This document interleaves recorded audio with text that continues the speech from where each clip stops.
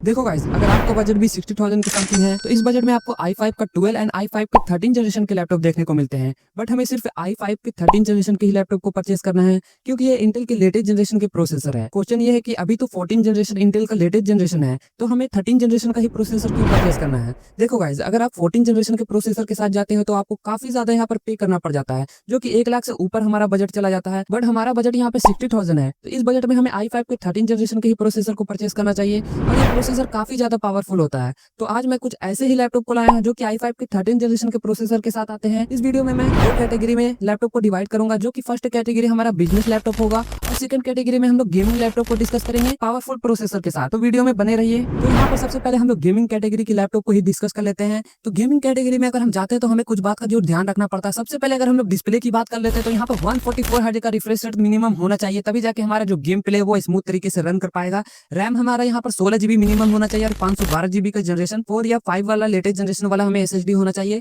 और बहुत are expendable होना चाहिए, क्योंकि हमें फ्यूचर में इसे एक्सपेंड करना होता है, हम एक्सपेंड कर सकें। तो ये सारे मिनिमम रिक्वायरमेंट जो हमारा है वो होना चाहिए। तो यहाँ पर जो हमारे सबसे पहला लैपटॉप निकल कर आता है वो एसर की तरफ से एसर ALG लैपटॉप। इसका प्राइस हमें 62 से 63 हजार के बीच देखने को मिलेगा। अगर इसकी प्रोसेसर की बात कर लेते हैं तो यहाँ पर आपको इंटेल का i5 का 1342S सीरीज का प्रोसेसर मिल जाता है, जो कि काफी ज्यादा यहाँ पर पावरफुल प्रोसेसर यहाँ पर देखने को मिलता है। इसमें अगर रैम की बात कर लेते हैं तो यहाँ पर आपको 16 GB का LPDDR4 जनरेशन वाला रैम देखने को मिलता है और ये एक्सपेंडेबल भी है। इसमें अगर स्टोरेज की बात कर लेते हैं तो 512 GB का जनरेशन 4 वाला SSD है और ये भी एक्सपेंडेबल है। तो हमारा एक पॉइंट तो यहाँ पर क्लियर हो जाता है। अगर इसमें डिस्प्ले की बात कर लेते हैं तो यहाँ पर हमें 15.6 इंच का फुल HD IPS पैनल वाला एंटी ग्लेयर डिस्प्ले देखने को मिलता है विद 144 हर्ट्ज के रिफ्रेश रेट के साथ। तो ये सेकंड पॉइंट भी हमारा क्लियर हो जाता है। इसमें आपको 260 निट्स की ब्राइटनेस मिल जाती है विद 45% NTSC के साथ। अगर इसमें ग्राफिक कार्ड की बात कर लेते हैं तो यहाँ पर आपको RTX का 3056 GB का ग्राफिक कार्ड देखने को मिलता है, जो कि काफी पावरफुल ग्राफिक कार्ड है, जो कि आपके गेम प्ले को काफी ज्यादा यहाँ पर स्मूथ बना देते हैं। इसमें आप GTA 5, वैलोरेंट, COD जैसे गेम प्ले को इजीली और स्मूथ तरीके से प्ले कर सकते हैं। अगर इस लैपटॉप की बैटरी की बात कर लेते तो यहाँ पर आपको 54 वॉट आवर का एक बड़ा सा बैटरी देखने को मिलता है। अगर गेमिंग कैटेगरी की लैपटॉप की बात यहाँ पर करते हैं तो थोड़ा सा हमें